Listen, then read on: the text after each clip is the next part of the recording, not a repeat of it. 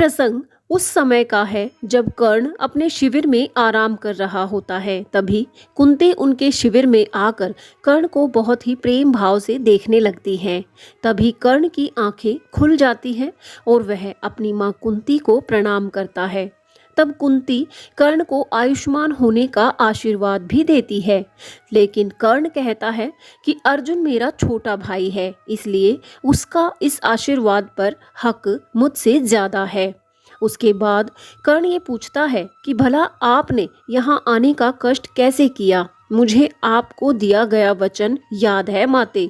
तब कुंती कहती है कि मैं अच्छे से जानती हूँ कि तुम अपना वचन भूल ही नहीं सकते, क्योंकि तुम तो कुछ भूल जाने को तैयार ही नहीं हो पुत्र। तब कर्ण कहता है कि कदाचित यही मेरी शक्ति भी है जो मुझे मेरे अस्तित्व को याद रखने में मदद करती है, और मेरा दुर्भाग्य भी, क्योंकि इसको मैं चाह कर भी भूल नहीं सकता।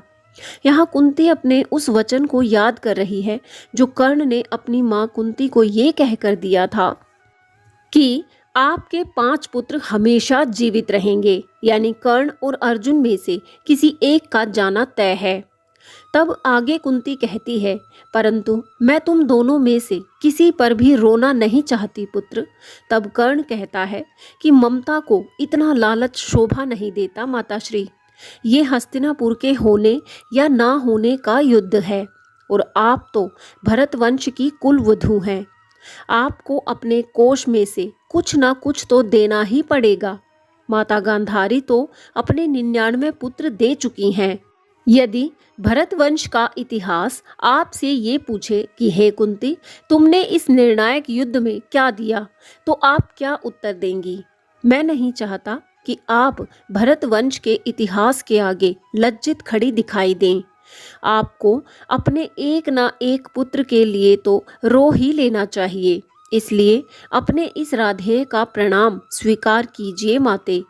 तब कुंती कर्ण को एक पुत्र की भांति दुलार कर रोती हुई वहां से चली जाती हैं, जैसे उन्हें ये आभास हो गया हो कि ये उन दोनों की अंतिम भेंट है। दरअसल कर्ण और अर्जुन का निर्णायक युद्ध होना निश्चित हो चुका था, और कुंती को ये भली भांति ज्ञात था कि कर्ण ने यदि वचन दिया है तो वो जरूर निभाएगा। स्वयं मर जाएगा, लेकिन अपने छोटे भाई को कुछ नहीं होने देगा। इसलिए कुंती कर्ण के शिविर में अपने पुत्र कर्ण से अंतिम बार मिलने गई थी। सत्य है, एक माँ की विवशता कितनी बड़ी हो सकती है, और कर्ण तो है ही महान। उसे अर्जुन से युद्ध भी करना होगा, माँ को दिया हुआ वचन भी निभाना होगा, गुरु के श्राप को भी सार्थक बनाना होगा, और मित्रता का बोझ तो उसके कंधे पर था ही। सच में कर्ण जैसा महान पैदा होना अब मुश्किल है। इतना दयालु, दानवीर, शूरवीर और कर्तव्य परायण होकर भी जीवन भर संघर्ष ही झेला है। आपको कर्ण की कौन सी विशेषता प्रिय है, और ये प्रसंग आपको कैसा लगा? इस प्रसंग से आपने क्या सीखा? कमेंट बॉक्स में अपने विचार जरूर साझा करें, और ऐसे ही ज्ञानवर्धक वीडियोस के लिए चैनल को अभी सब्सक्राइब करें। और वीडियो अगर पसंद आया है तो लाइक शेयर जरूर करें। जय श्री कृष्ण।